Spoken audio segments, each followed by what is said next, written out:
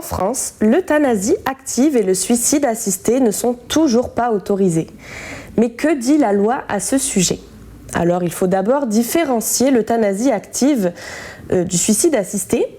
Le suicide assisté, aussi appelé aide au suicide, consiste à fournir un environnement et des moyens à une personne pour qu'elle se suicide. Il se distingue de l'euthanasie qui consiste à déclencher la mort d'une personne qui ne peut pas elle-même se la donner.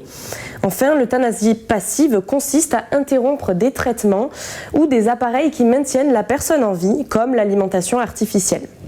En France, seule la sédation profonde et continue, pouvant aller jusqu'à la mort, est légale depuis l'adoption de la loi Claeys-Leonetti en 2016.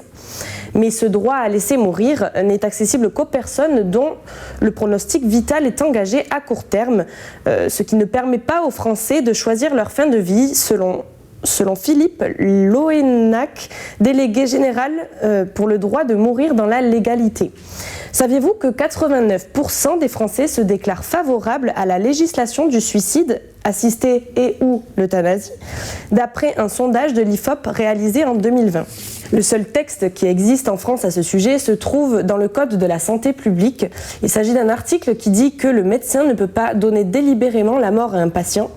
Le mot euthanasie n'est utilisé nulle part. Quant au suicide, il est autorisé depuis 1792 et l'assistance n'est de fait pas interdite.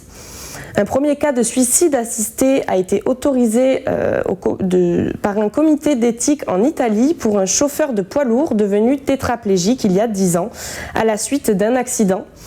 Dans ce pays, cette pratique était jusqu'à présent passible d'une peine de 5 à 12 ans de prison. En Europe, l'euthanasie active est autorisée aux Pays-Bas, en Belgique, au Luxembourg, mais aussi en Espagne. En Suisse, les patients atteints de maladies incurables peuvent avoir recours au suicide assisté.